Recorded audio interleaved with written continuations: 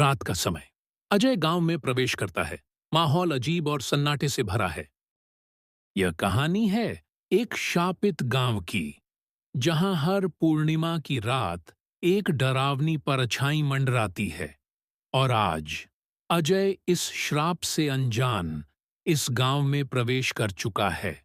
उसे नहीं पता कि जो इस गांव में रात बिताता है वो अक्सर लौट कर नहीं आता।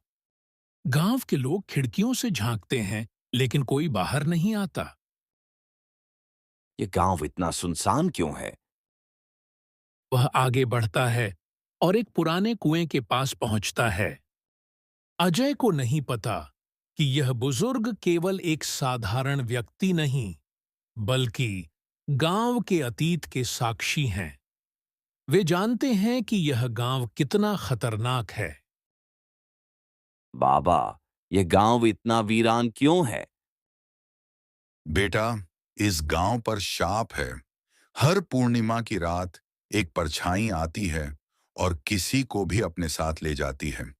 जो एक बार गया वो कभी वापस नहीं आया।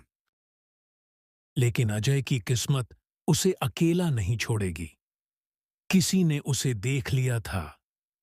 कोई जो जानता था कि इस गांव में रहना कितना घातक हो सकता है। तुम यहाँ क्यों आए हो? तुम्हें नहीं पता, ये गांव श्रापित है। मैं इन अंधविश्वासों में विश्वास नहीं करता। यह अंधविश्वास नहीं है। अगर तुम बचना चाहते हो तो आज रात गांव के मंदिर में रुको। अजय नीना की बात को नजरअंदाज करता है और गांव के मंदिर में पहुंचता है, जहां पंडित जी से उसकी मुलाकात होती है। अब अजय उस व्यक्ति से मिलने वाला था जो इस गांव के अतीत की गहराइयों को जानता था।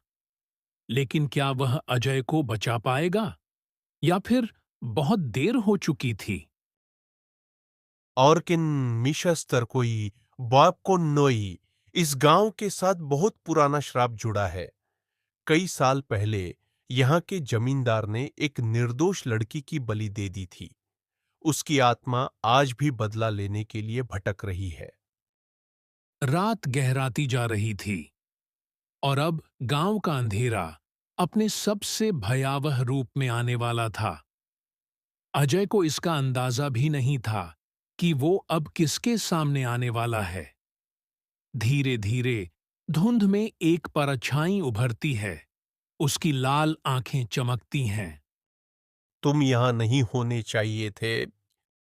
अजय भागने की कोशिश करता है, लेकिन उसके पैर जमीन से चिपक जाते हैं। तभी नीना मंदिर से जलता हुआ दीपक लेकर आती है। इस दीपक से इस आत्मा को रोका जा सकता है। नीना जलते दीपक को आत्मा की ओर बढ़ाती है। परछाई जोर से चीखती है और धीरे धीरे हवा में विलीन हो जाती है। शायद यह आत्मा हमेशा के लिए मुक्त हो गई थी, या शायद नहीं। क्या यह सिर्फ एक और धोखा था? क्या यह श्राप सच में खत्म हो गया, या फिर अगले पूर्णिमा पर फिर से कोई और शिकार बनेगा? गांव के लोग कुएं के पास जमा हैं। लगता है आत्मा को इस बार सच में मुक्ति मिल गई। गांव वाले धीरे धीरे बाहर आने लगते हैं।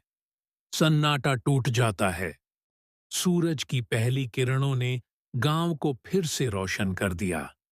लेकिन क्या सच में अंधेरा हमेशा के लिए मिट गया, या यह बस एक और कहानी का इंतजार कर रहा था?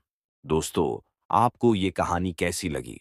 अगर ऐसी और भी रोमांचक कहानियां सुनना चाहते हैं, तो हमारे चैनल को लाइक करें, सब्सक्राइब करें और बेल आइकन दबाना न भूलें, ताकि आपको हर नई कहानी की सूचना सबसे पहले मिले।